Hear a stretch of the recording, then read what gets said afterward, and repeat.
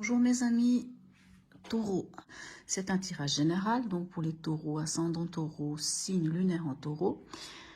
Prenez ce qui vous parle, si ça ne vous parle pas, laissez-le à côté. Donc c'est à vous d'interpréter aussi. Moi j'interprète les cartes, mais à vous de voir ce que vous ressentez, est-ce que ça vous parle ou pas, en quoi, voilà. Donc, j'ai décidé de tirer une carte de l'oracle du peuple animal. Je découvre un peu avec vous. C'est une carte qui vous donne un peu la tendance que l'animal vous suit. Donc, ça peut être un conseil, ça peut être une attitude, peut-être, enfin, c'est un conseil, une attitude à avoir sur le mois ou voilà, un petit conseil. Allons voir ce que vous avez comme animal. Vous avez le colibri. Colibri nous parle de posture. Allons voir ce qu'il nous dit, parce que comme je vous dis, je le découvre en même temps que vous. Alors, si vous avez le colibri, qu'est-ce qu'il nous dit? Alors, le colibri vous interroge sur la mission que vous honorez. Quel est le lien entre votre idéal et les actes que vous posez concrètement? Parlez-vous plus que vous n'agissez? Vos valeurs sont-elles équilibrées avec les actions que vous posez? Le colibri peut vous signaler que vous avez pris l'engagement d'un fardeau trop lourd, trop ambitieux. Il peut vous encourager à être humble, à accomplir votre part avec sincérité. Le colibri vous encourage à poser les actes justes, à ne pas vous décourager et à terminer vos actes en vous réjouissant de leur effet. On parle d'humilité, de délicatesse, de discernement, d'autonomie, de passage à l'acte, de sobriété et de responsabilité. Voilà, mes chers amis taureaux. Allons voir comment ça se traduit. Quel est votre état d'esprit en ce début de mois? Mais c'est magnifique, vous avez le jugement et le soleil. Donc on peut dire que votre état d'esprit, c'est d'avoir mis en lumière quelque chose qui est évident pour vous. En tout cas, le jugement, c'est ça. C'est un appel divin, un appel du cosmos, de l'univers. C'est quelque chose qu'on ne peut pas, on ne peut pas ignorer. Donc je pense que vous avez mis en lumière quelque chose, une évidence, quelque chose qui est important pour vous, quelque chose qui, vous savez, c'est aussi une prise de conscience. Hein. Voilà. Votre état d'esprit, en tout cas, elle est magnifique. Hein. Vous avez pris conscience. Et en plus, le soleil, c'est la joie, c'est le bonheur. En tout cas, vous avez un bel état d'esprit. Votre préoccupation, on a le valet de coupe et on a le 3 d'épée. Le valet de coupe, lui, va nous parler, vous savez, c'est celui qui a découvert ce qui fait vibrer son cœur. Le valet de coupe, il a découvert ce qui, ouais, vraiment, ce qui est important à son cœur. Maintenant, vous avez quand même le 3 d'épée. Donc, on dirait que votre préoccupation, c'est quand même cette chose qui est importante, sans doute. Hein, ça vient aussi du jugement. Vous avez mis en avant quelque chose. Il y a quelque chose qui est une évidence pour vous, quelque chose qui vous parle. Hein, et vous êtes en plus béni avec le jugement. Et le valet, lui, dans votre préoccupation, c'est comme si, justement... Quoi faire de ça? Voilà, ma préoccupation, c'est que j'ai trouvé quelque chose qui parle à mon cœur, mais avec le 3 d'épée, il y a comme vous savez, cette piqûre de rappel, vous savez, c'est des fois des choses qui remontent à la surface, hein, de choses, des fois du passé aussi, ou du présent, peu importe, mais c'est une sorte de blessure, hein. Vous savez, le cœur a été touché. Donc, l'invitation, c'est peut-être d'aller voir un peu au fond de votre cœur qu'est-ce qui se passe et en tout cas, d'en prendre soin de ce cœur. Donc, c'est ça votre préoccupation. Vous avez trouvé quelque chose qui est propre à votre désir, à votre souhait, à ce qui fait vibrer votre cœur. Mais il y a quand même la crainte, peut-être, de revivre quelque chose qui vous a pas rendu bien à un moment donné ou à un autre. Allons voir quel est l'événement pour vous ce mois-ci. Alors, nous avons le fou et le 3 de denier, le 8 de denier. Le 8 de denier nous parle de productivité. Le fou, vous savez, c'est celui qui se lance dans l'aventure, qui se lance dans la mêlée. Et il y va parce qu'il y croit. Hein. D'ailleurs, c'est pour ça qu'on dit qu'il est fou, parce qu'il prend un chemin que peu de gens prendraient. Mais il y va. Maintenant, le fou, c'est aussi se libérer. Alors, ça peut être vous libérer. Pourquoi je dis ça? Parce qu'en parlant du colibri, on parle d'une charge qui serait trop lourde pour vous. Donc peut-être que ça peut aussi parler de ça, de vous libérer d'un trop-plein de travail, par exemple. hein. Ou alors, allez-y, foncez, parce que vous avez toutes les capacités. On va voir un peu ce que nous disent les autres cartes. Qu'est-ce qui va vous aider? Quel est le côté positif? On a le roi de coupe et on a le 9 de bâton.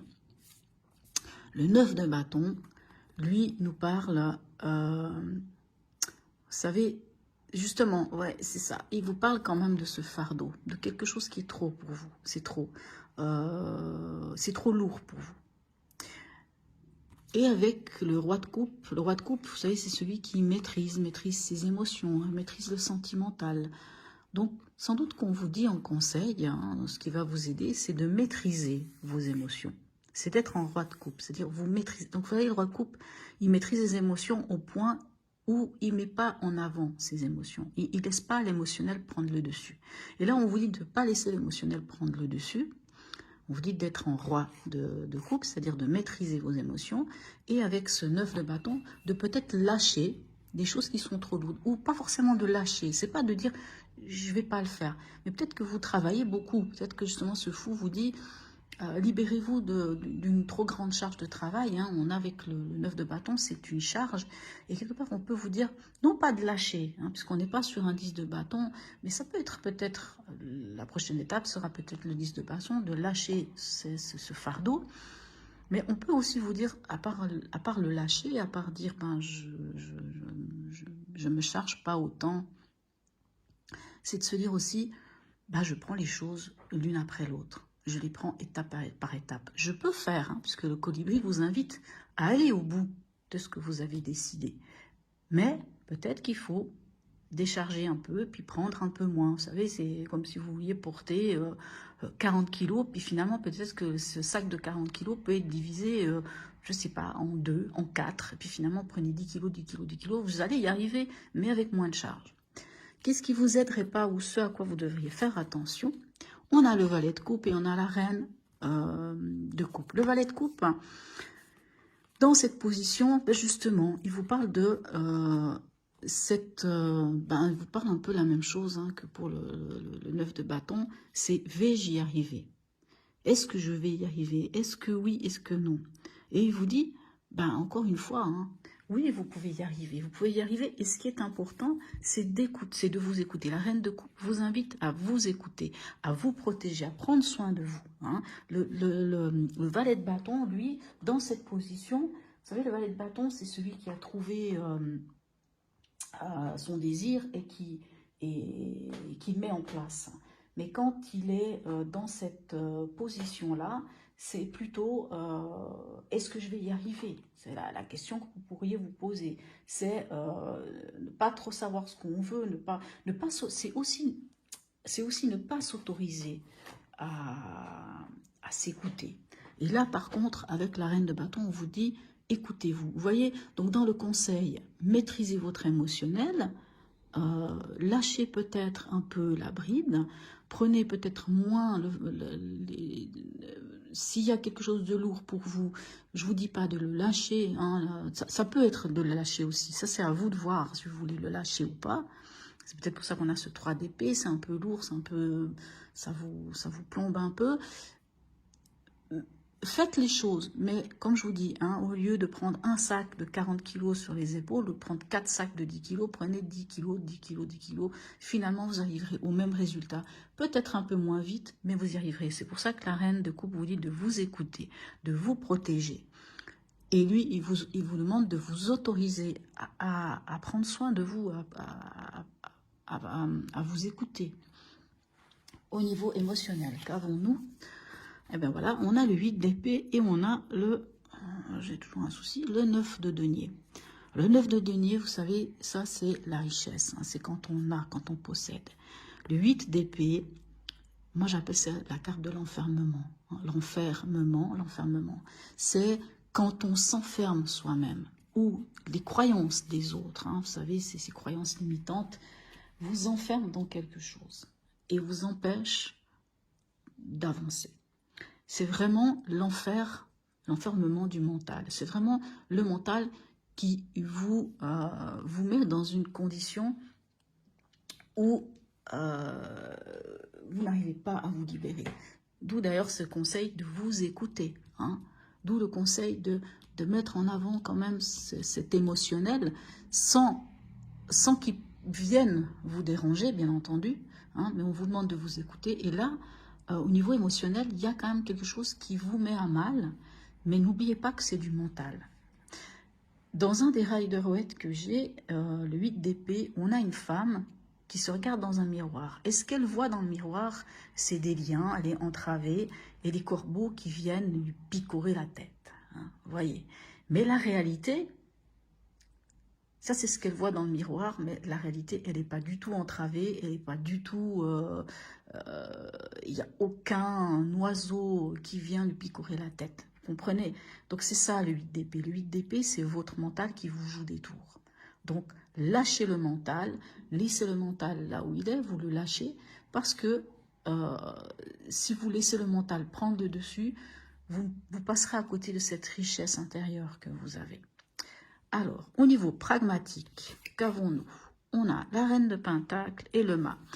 Alors, la reine de Pentacle, vous savez, c'est celle qui gère, hein, c'est celle qui gère les cordons de la bourse, c'est celle qui gère la maison, c'est celle qui sait s'occuper des autres.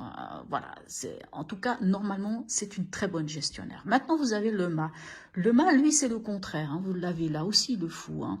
Le mât, lui, c'est le contraire. Le mât, c'est plutôt quand l'argent vient, il part tout de suite.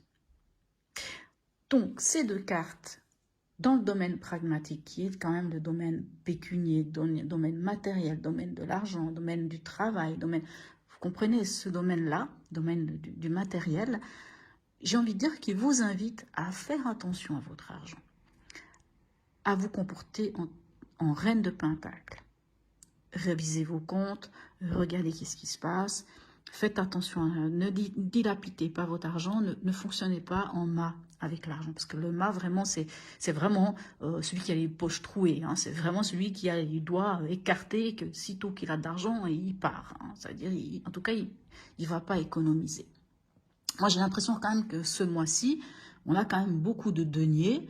Peut-être que le souci, la problématique ou l'événement ou la chose principale qui vous titille ce mois-ci a un rapport avec soit l'argent, soit le travail, soit le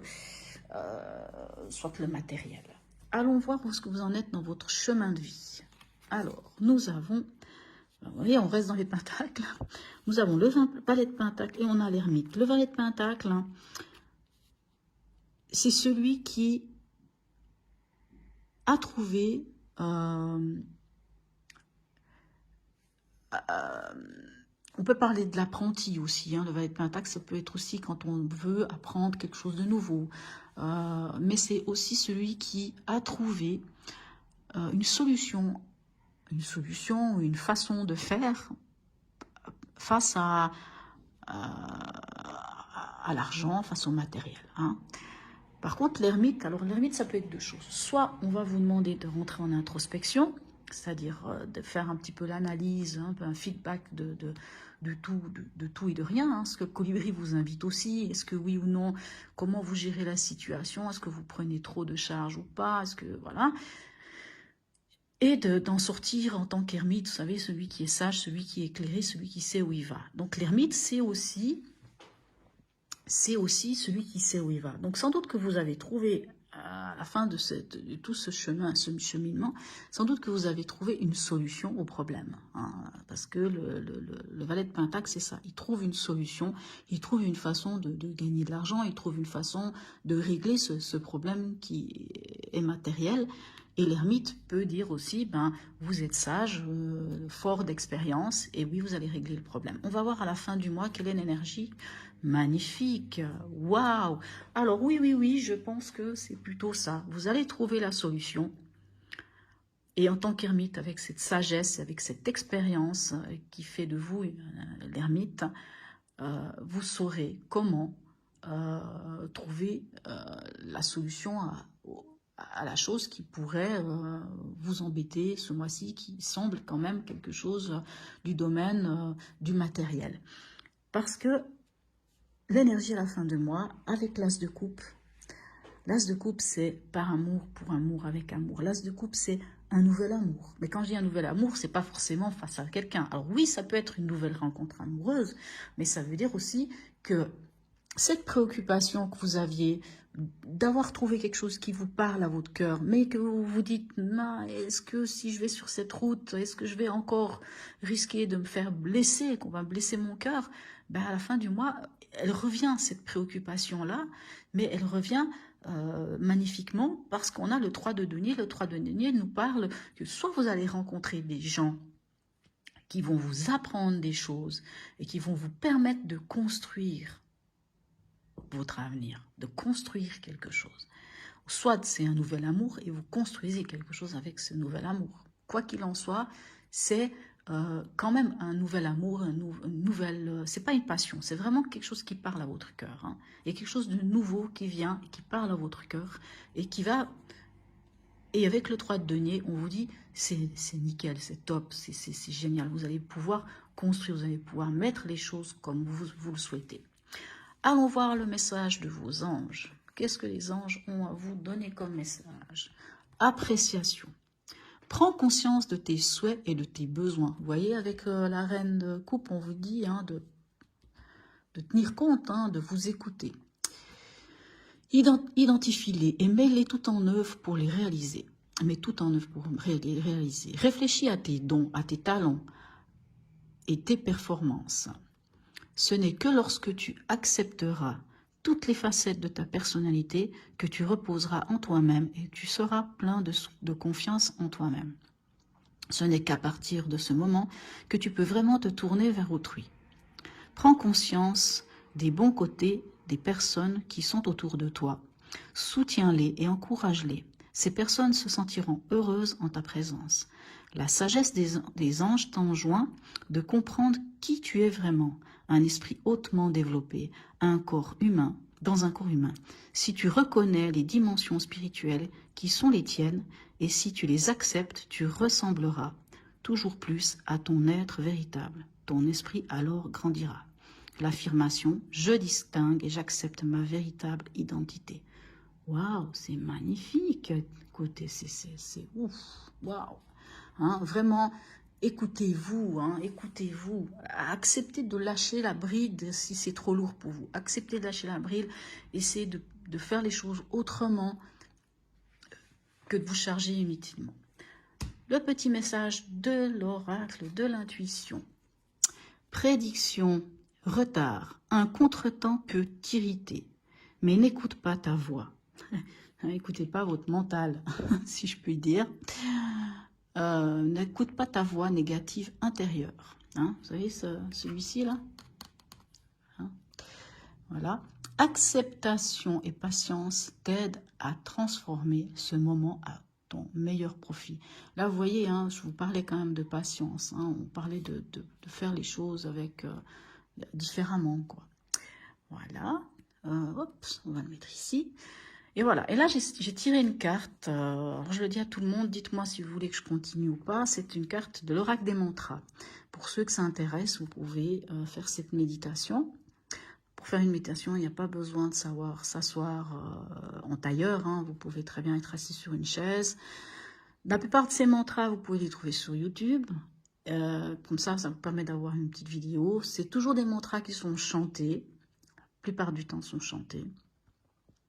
Soit il y a une posture, voilà. Et puis c'est des mantras qui durent entre 7 et 11 minutes. Donc après, à vous de voir si vous avez envie de les faire ou pas. Si ça vous parle. Et puis, si toutefois vous avez envie d'être assidu dans la pratique de ce mantra, on dit en général que sur un mois, il faudrait le faire 21 jours d'affilée, ou sinon vous le faites une fois de temps à autre, si vous en sentez le besoin, ou vous ne le faites pas du tout. À vous de voir. Alors, quel mantra vient vers vous? Alors, je m'excuse, je suis très nulle en anglais. Light of Soul. Booster l'estime de soi. Alors, je vais juste aller voir dans le livre s'ils nous disent comment on pratique ce mantra, parce que je vous avoue que je ne sais pas tout.